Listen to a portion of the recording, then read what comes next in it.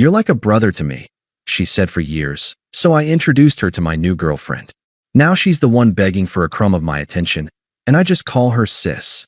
Hey viewers, before we move on to the video, please make sure to subscribe to the channel and hit the like button if you want to see more stories like this.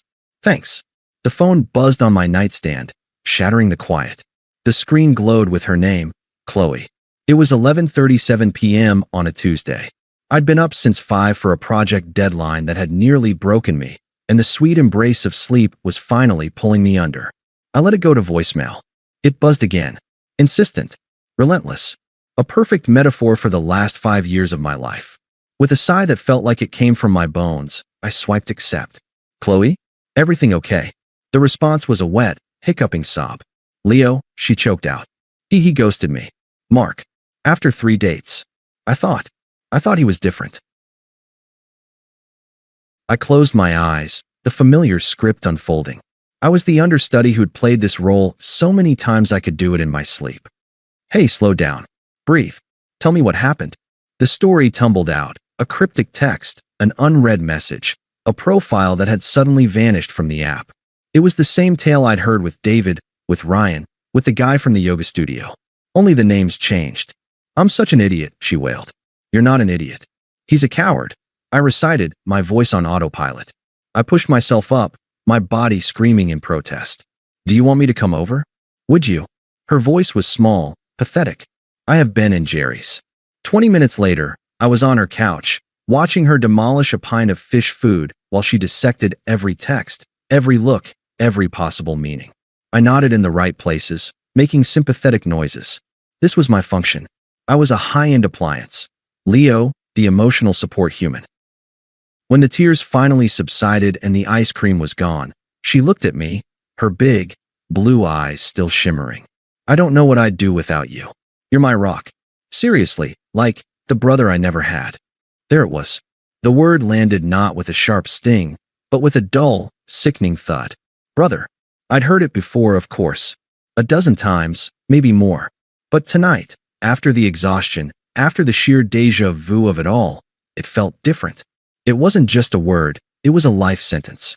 It was her neatly, finally, nailing me into a box I would never be allowed to leave.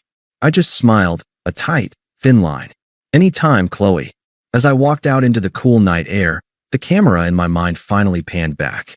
I saw the last 5 years not as a slow burn romance, but as a montage of servitude. Me, driving across town at 2 a.m. to fix her flat tire. Me, listening for hours as she cried over men who didn't deserve her tears.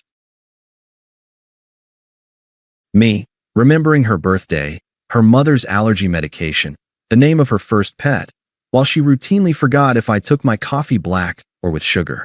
I was the foundation of her life, all right. The part that was buried underground, unseen, expected to bear the weight without ever cracking. The group dinner a week later was supposed to be a celebration. I'd landed the Jacobs account, a promotion that came with a significant pay bump and a corner office. For the first time, I felt like I had something of my own to share. And so, after the Q4 presentation, Henderson himself called me into his office. I was saying, a genuine smile on my face. Our friends, Matt and Jen, were leaning in, listening. Chloe was scrolling through her phone. "That's huge, man," Matt said, clapping me on the shoulder. "You've been grinding for that. I know it finally feels like, oh my God. You guys, look at this one." Chloe interrupted, thrusting her phone across the table. The screen showed a brooding guy in a beanie holding a guitar. "His name is Jake. He's a musician. His bio says he's looking for a muse. Can you even?" Jen gave a non-committal smile. "Interesting, right?" Chloe beamed, completely oblivious to the conversation she'd just derailed. "It's so refreshing. Not like the boring corporate types." She patted my arm affectionately. The condescension was a physical blow. The table went quiet. Matt studied his napkin. Jen took a sudden interest in the menu. I felt my face grow warm. I wasn't just her friend. I was her benchmark for boring. A stable, reliable landmark she used to navigate toward more exciting disasters. I said nothing. I just took a long drink of my beer, the victory of my promotion turning to ash in my mouth. 2 days later, I decided I had to try. Just once. I couldn't live with the what if. I asked her to meet me at the Grind, the coffee shop where we'd spent 100 Saturday mornings. She arrived, buzzing with energy. So, Jake and I are talking. He writes his own songs, Leo. He sent me a voice note of one last night. It was intense. I stirred my black coffee, gathering my courage. Chloe, we need to talk about us. Her smile didn't falter. What about us? When you say I'm like a brother, it hurts. I kept my voice low, calm. We spend all our time together. I'm your first call for everything, good or bad. I feel like we're a couple in everything but name. Her smile finally faded, replaced by a look of patronizing patience. She sighed, as if explaining basic arithmetic to a particularly slow child. Leo, what we have is special. It's pure. It's not complicated by all that messy relationship stuff. I love you, but I'm in love with the idea of finding a spark. With Jake, I feel a spark. With you, I feel safe. The words hung in the air between us. Safe. It was the nicest way anyone had ever called me insignificant. So I'm the safety net, I stated, my voice flat. You're my foundation, she corrected, her tone implying it was a grand compliment. There's a difference. And in that moment, I saw it all with terrifying clarity. She wasn't confused. She wasn't scared. She knew exactly what she was doing. She would happily let me spend my life holding her up while she danced on my shoulders, searching for a spark that would never, ever be me. I was a utility, a comfortable piece of furniture, the brother she never had. The confusion and the aching hope that had lived in my chest for years suddenly evaporated. It was replaced by a cold, clean, and absolute certainty. I nodded. I stood up, pulling a tin from my wallet and placing it on the table for my $2 coffee. Okay, I said, my voice eerily calm. I understand now. Goodbye, Chloe. I turned and walked out of the coffee shop. I didn't look back. I heard a faint, confused Leo behind me, but I just kept walking. The door swung shut, cutting off the sound of her world, and for the first time in 5 years, I could only hear my own. The first week was the strangest. It wasn't the silence that was deafening. It was the absence of the constant, low-grade hum of her noise.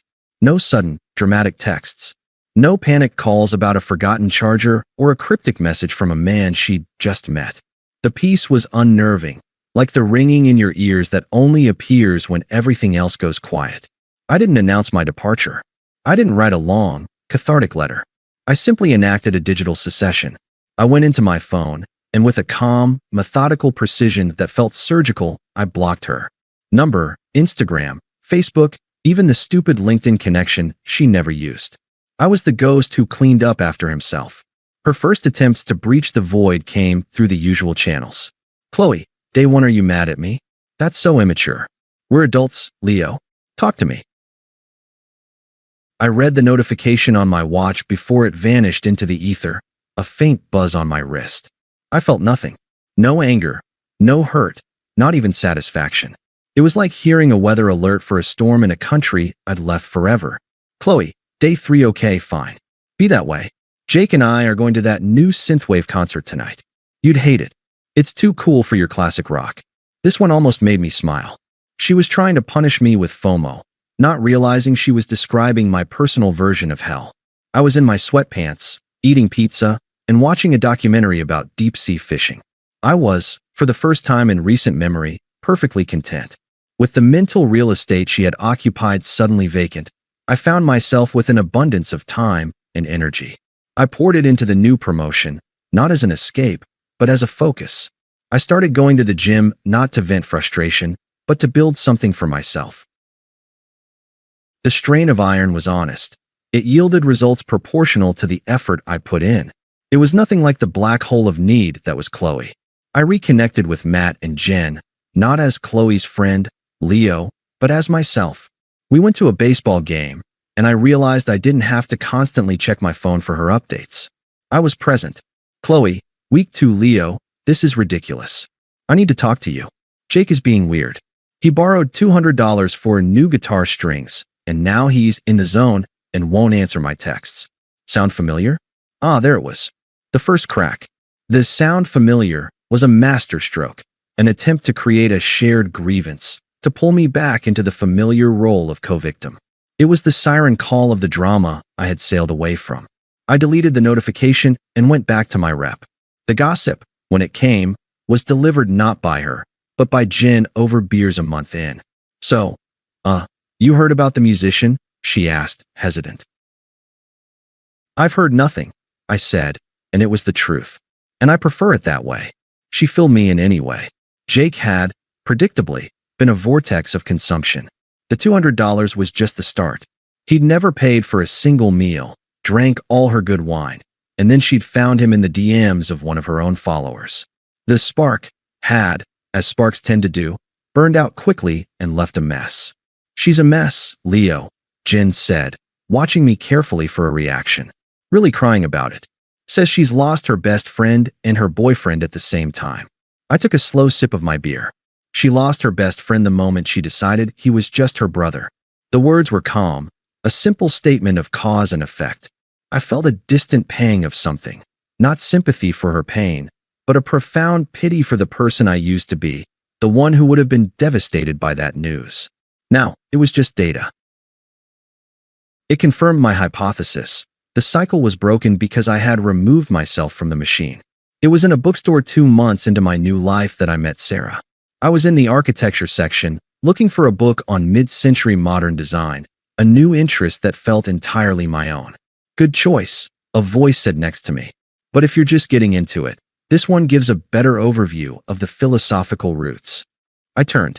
She had intelligent eyes behind stylish glasses and a smile that was curious, not calculating. She held out a different book. Oh, thanks, I said, taking it. I'm just branching out. A good thing to do, she replied. Her name was Sarah. She was an architect. We talked for 20 minutes right there in the aisle about Frank Lloyd Wright and the sin of decorative excess. It was a conversation, a back and forth. She asked me questions about my work and actually listened to the answers. I asked about her projects and found myself genuinely interested. There was no performance. I wasn't trying to be her rock, her therapist, her brother. I was just a guy talking to a woman in a bookstore. The simplicity of it was revolutionary. We went for coffee, then dinner. It was easy. It was light. When she talked about a difficult client, I offered a perspective, but I didn't try to fix it for her. She did the same for me.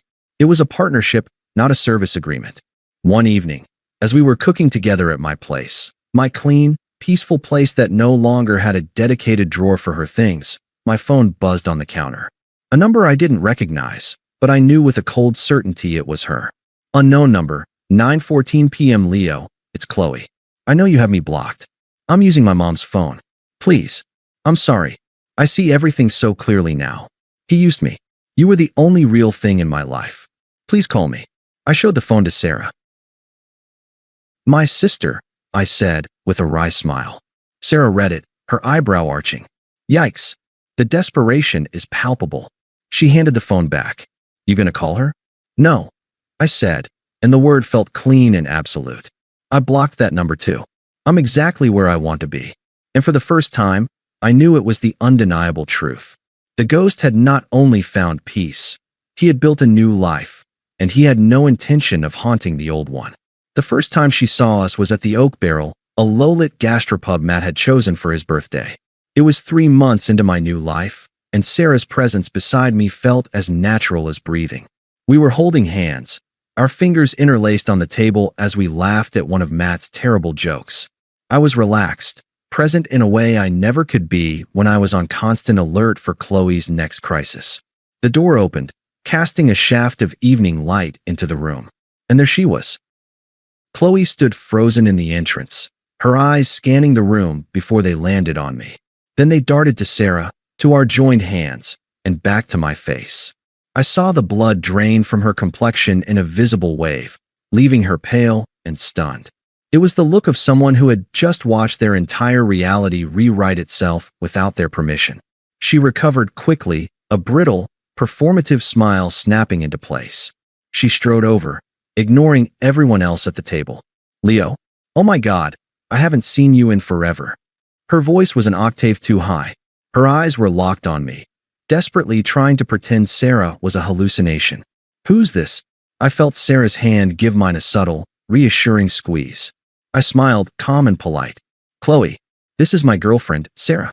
Sarah, this is Chloe, an old friend. The word girlfriend hit her like a physical blow. She actually flinched. Girlfriend? She stammered, the fake brightness cracking. That was fast. She tried to reclaim territory, turning to Sarah with a saccharine smile. I'm his best friend. We've known each other for, 5 years. I didn't let Sarah have to field that one. I looked at her, my expression warm and genuine, and said, my best friend is right here. I turned my gaze back to Chloe, my politeness a perfect, impenetrable shield. It was good seeing you, Chloe. We were just leaving. I stood up, helping Sarah with her jacket. I didn't look at Chloe again. I guided Sarah toward the door, my hand on the small of her back, a universe of intimacy and possession in that simple gesture. I heard a choked, sputtered noise behind us, but I didn't turn back. The foundation of her world had just crumbled, and I felt nothing but the gentle pressure of Sarah's shoulder against mine. The dam broke after that. The text started again, now from a revolving door of new numbers, each message a new stage in the cycle of grief. Unknown, nostalgia Leo, it's Chloe. Remember that time we got lost in the rain coming back from the coast? And we sang terrible 80s songs until we found the highway? I miss talking to you. We need to catch up. Just as friends. I deleted it. I was with Sarah, helping her assemble a new bookshelf. We were building something together. Unknown, self-pity he was a mistake. Jake, you were right about everything. I was stupid and blind. I see that now. You were the only one who ever really knew me. I'm so lost. I showed it to Sarah. She shook her head, a mix of pity and disgust. She doesn't miss you, Sarah said, her insight razor sharp. She misses the service you provided. She was right. It was the most profound truth of the entire situation. Then came the anger. Unknown. Entitlement, how can you just replace me? After everything we've been through. 5 years of friendship, and you just throw it away for some random girl you just met? I need you. You don't get to do this. This one I screenshotted. I sent it to Sarah with the caption, my sister is having a moment. She wrote back, LOL. Tell her siblings shouldn't be so emotionally incestuous. Block that one too. We laughed about it. That was the final, glorious freedom. Chloe's drama was no longer my crisis. It was a private joke between me and the woman I loved. Her desperation had become irrelevant, a mildly amusing nuisance. The final confrontation happened, as these things often do, in the most mundane of places, the cereal aisle of the grocery store on a sleepy Sunday morning. I was comparing sugar content, debating between Cheerios and Raisin Bran, when a voice behind me shattered the quiet. Leo. I turned. She looked hollow. Her hair was pulled back in a messy ponytail, and she wore no makeup. The vibrant, performative energy she always carried was gone, replaced by a raw, trembling exhaustion. She looked like she hadn't slept in weeks. Chloe, I said, my voice neutral. I placed the box of Cheerios in my cart. Leo, please. The words tumbled out in a rushed, rehearsed torrent. Just talk to me. For 5 minutes. I made a huge mistake. The biggest mistake of my life. I was scared of what we had because it was so real, so solid. What I felt for you, it wasn't brotherly. I was lying to myself. I was an idiot. I love you. She finally stopped, her chest heaving, tears welling in her eyes. She was laying her soul bare, expecting me to catch it. I looked at her for a long moment. I didn't see the girl I'd pined for years. I saw a stranger who was causing a scene in the cereal aisle. I felt a distant, academic pity for her pain, but it was the same way I'd feel for a character in a sad movie. I appreciate you saying that, Chloe, I said, my tone even and sincere. A flicker of hope ignited in her wet eyes. So, what does that mean? Can we please just go get coffee and talk? Please. I shook my head gently, a sad, final smile on my lips. I'm really happy with Sarah, and I'm glad we can finally be the friends you always said we were. I paused, letting the full weight of the reversal settle. It's better this way. Take care of yourself, okay? I met her gaze, my own clear and utterly devoid of the history she was begging me to revisit. Sis. The word landed not as an insult, but as a statement of irrevocable fact. It was the ultimate reflection of her own logic, the final brick in the wall of the friend zone. But this time, she was on the inside, desperately pounding on the glass, and I was free on the outside. I watched her face completely shatter.